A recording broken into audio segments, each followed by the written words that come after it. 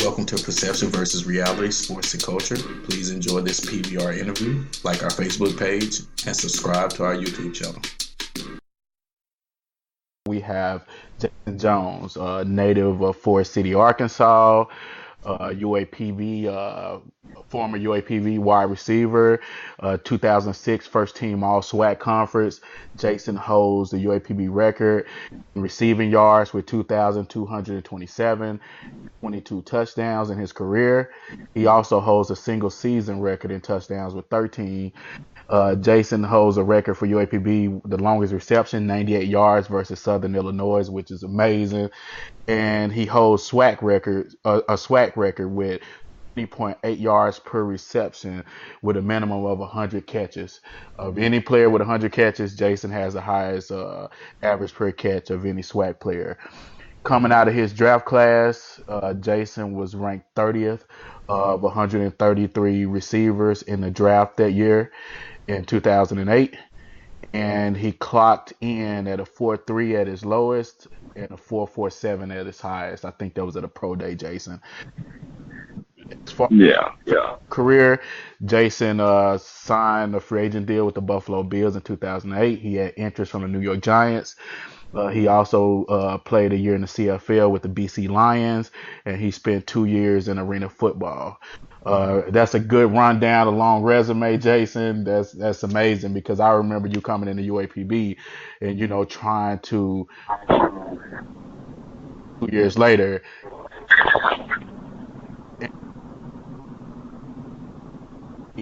Any like all American teams when you was at UAPB? No, I didn't make any All-American teams. I led in a lot of teams, but I don't know who do the voting, man. I guess they couldn't see you around the time I was there. Absolutely, absolutely. Uh, going on into the interview, Jason. I want to know a little bit about your background. Tell me high school, how did you perform for a city? Just give me a rundown of your team records. How did you guys do as far as team accomplishments? And what was your recruiting process like? Like, did you get recruited by big schools, just small schools, or what? So give us a little bit of your background, man. So my football got started, like, my passion for it got started a lot different than people may know. And the ninth grade, like, I was on the team, and like, I wasn't any good. I knew that. So we had got to our last game. Me and this guy named Donald were the only two that hadn't played. So it's the last couple of plays, and coach looked over there, and then he put Donald in. So my whole ninth grade year, I didn't play. So, that lit a fire under me as far as I need to work out. So the whole summer, like, I was in the backyard. I worked out by myself in the backyard, and just grinded. So from that ninth grade team, I was the only person from our ninth grade team to start on the high school team, just from off a straight grinding. And I played both ways back then. So my high school career was pretty good. Our team was pretty solid. We made it to the playoffs. Didn't make it far. We played against some of the better players. We was in one of the better conferences in Arkansas, period. Absolutely. I led the state in receiving, and I was all state and all of this, and so as far as my recruiting process, I mean, as you know, I was in high school. I was 140 pounds. So Yeah. coaches walked in and was like, no, oh no. So I didn't even get I got small offers coming out of high school, and which I didn't go. I stayed at home and I worked a year, and then I went to a camp in Memphis and did pretty good, and they offered me a scholarship on the spot.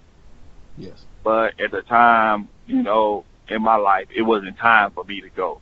Okay. So, like, people don't know, like, I was pretty laid back guy. I got in a little trouble, like nothing, to the point where I was locked up or anything like that, just in trouble in my city. So my mom was like, it's time to go, I help you out. So you need to go to school or something. And I signed up for the Air Force, and I signed up for the school. Okay. And I was like, whichever one came first, that's where I was going. So the day before the acceptance letter for the Air Force came, I had got my acceptance letter to come to UAPB. So I get there, and still football wasn't on my mind. So I'm just going to school. But my best friend, Mark Lewis, was there, and he was just like, every day we was in the same dorm. He used to come up the stairs, talking to the football players, talking about the best receiver don't even play football. He up in the room, and I'm like, oh, my God. So that started. You know what, real quick, Jason, real quick. I was offended when he said that because I felt like I was the best receiver on campus. You know? I remember them talking about you. But go ahead, man. So, then Coach Sane, he's from, his people up from Ford City, he come to me and he's like, hey, you should come out for the team. I'm like, man, nah, I'm straight. I'm just going to school. But Coach Sane was one of those guys, like, mentor, big brother, kept me straight. Absolutely. And I end up going, and it was so crazy. So I get offered a scholarship, but they fired the receiver coach. The new receiver coach come in, he's like, I don't know you. Like, I'm like, oh, man. So now, at this point, I'm a walk-on the football team. So you're talking about when they hired Coach Ray, when he came in the spring. Yeah, right. You're right. And that's the only reason I got an opportunity that spring was because he didn't know some of the other guys that the old receiver coach had put in. So he was looking at guys like me and you saying, wow, these guys could play, but you have them 5th and 6th on the depth chart, So I kind of remember that time. And although I left after that spring, I transferred to UCA. So you and I never got a chance to play one season together.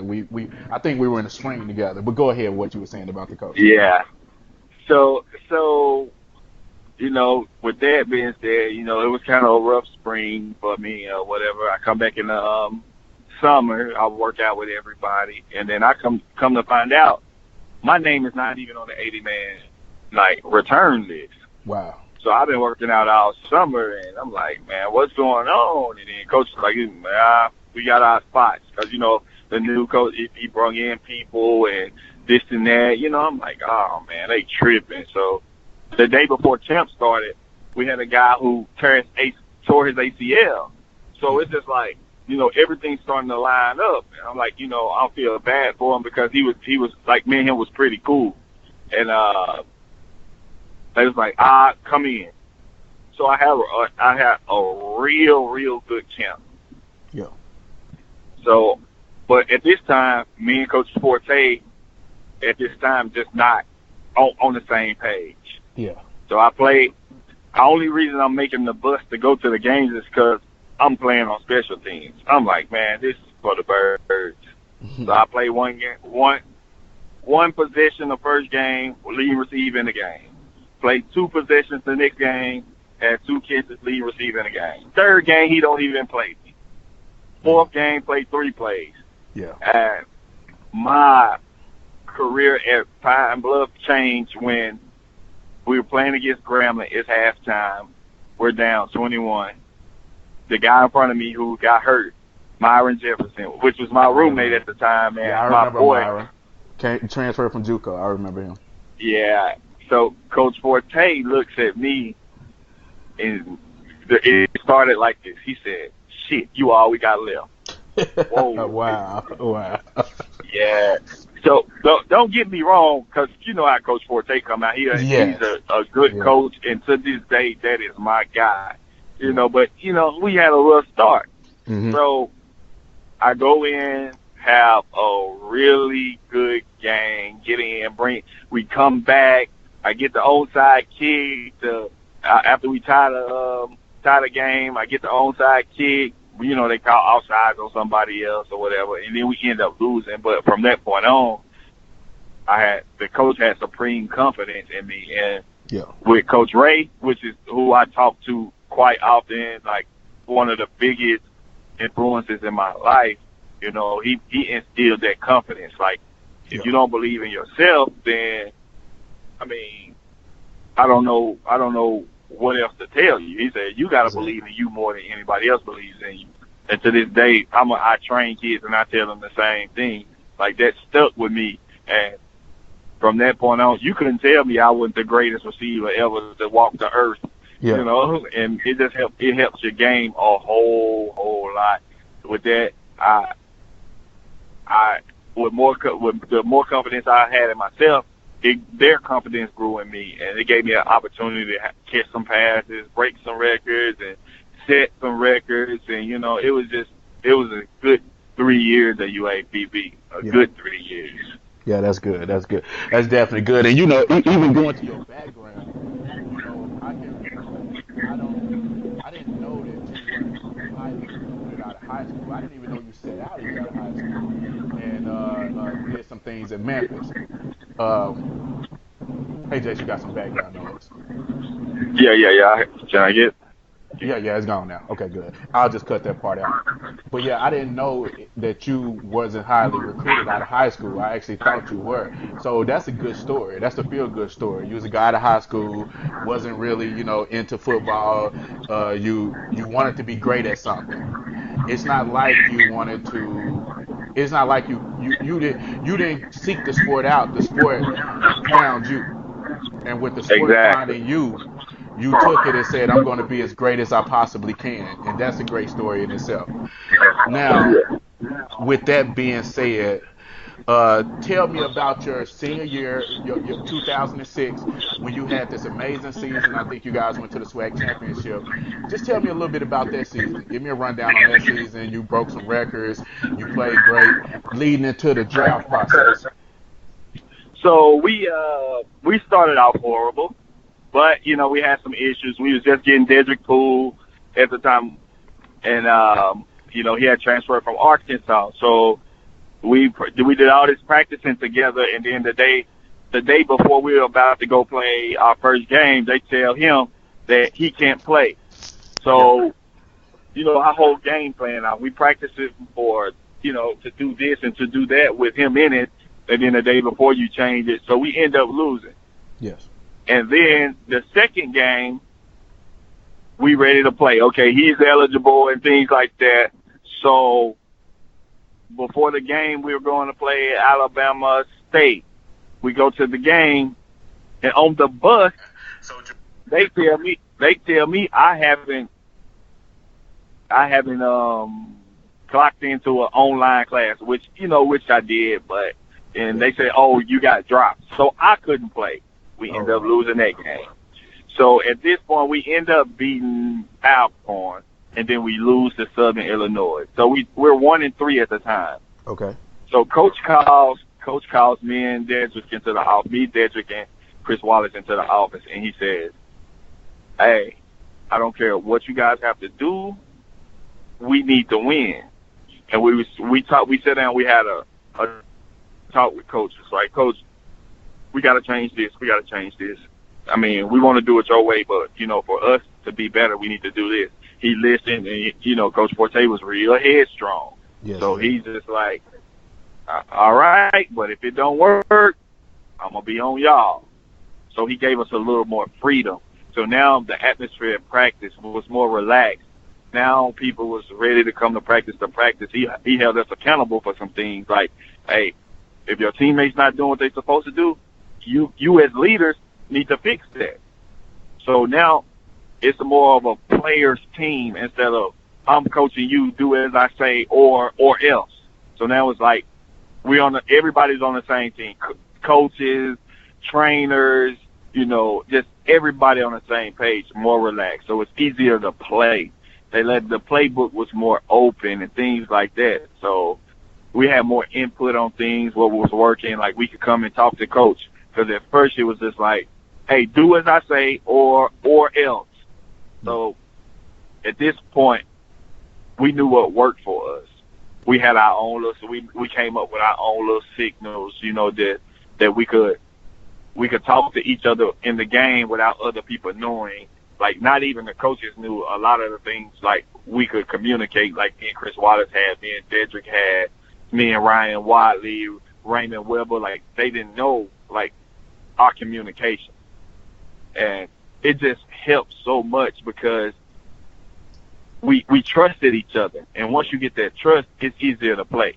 Exactly. It's easier. We got to keep our defense out the field, so they come back fresh and they giving us the ball in the right position.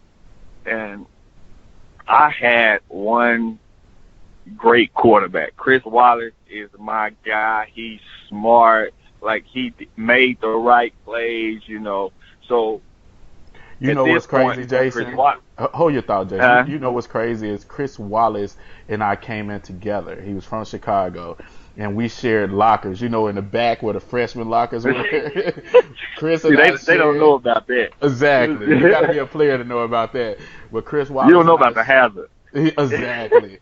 Chris Wallace and I shared lockers, and we were on scout team together for the whole year. And Chris Wallace and I would murder the first team defense in some practices where Coach Ragsdale and Coach what was the offensive coordinator's name? Was it Cannon? I can't remember. Cannon, yeah, Cannon. Coach Cannon. They would come up to us like, "Hey, calm it down a little bit, chill out." Chris with that left hand would sling it like fade, stop, you know.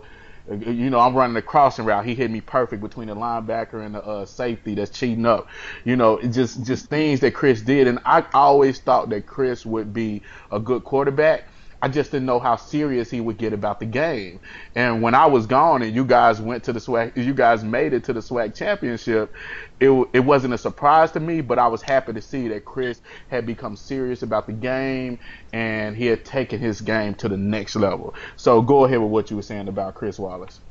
Yeah, he was a studier of the game. Like, they couldn't do anything that Chris hadn't already saw or already recognized. Like, it was hard. Like, you know, that year he was the top QB rating out of any quarterback in the nation on any level. Like, All-American. Like, Chris was that guy. Like, man, he was our engine. He was our engine. Like, we were kind of the wild people, me and Dedrick and Raymond and Mickey and Mallet. Like, we was the rebels. Like, hey, we're going to do this. But, you know, Chris was that calming voice. Like, hey, let's make sure we get this and make sure we doing this, you know, instead of just out here running wild. And Chris gave everybody an opportunity because as a team, we broke a lot of offensive records because just off the strength of Chris making sure that he ran his team, because we're not going to take it from him. It was his team. Yes. Like, his team, and he made it go. We were only as good as Chris was. So with that, he said, Chris used to tell me all the time, I'm going to throw you the ball, and you might be double covered, but just don't let them intercept the ball so I won't have to throw it anywhere else. I said, I can guarantee you that. So the whole year on my side, you know, anything like that, Chris never threw an interception. Like, he did not throw one interception coming toward me at all. That's good. I mean, you're trustworthy. Let me ask you something. So the records you broke, the 13 touchdowns in the season, you broke that record and you didn't even play all the games? You only played 9 games? Yeah, I missed one of the games. You missed one of the games. Okay. So that's good. That's even better, Jason, because I honestly thought you played the full season. So tell me, you guys, your record was 9-2 in the regular season, right? Right. And then you guys played in the SWAC championship game. You guys, did you win that game or lose that game? I don't recall, and I couldn't find it in my research. We lost by 2. I remember that. I think I remember that game because I think it was on TV. I remember watching the game. Yeah. And you guys, and who did you play against in the SWAC championship that year? Alabama A&M, and we had beat them earlier in the season. They beat us. Came back and beat us. Okay. They game plan though. They game plan. Yeah.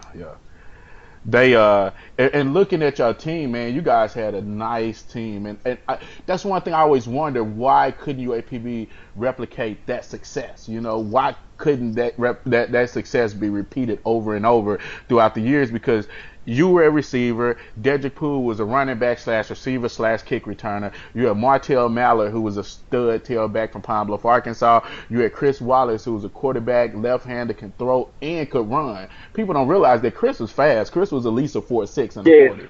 Yeah, he was fast. You could have actually played him at receiver if you wanted, if he didn't want to continue to play quarterback.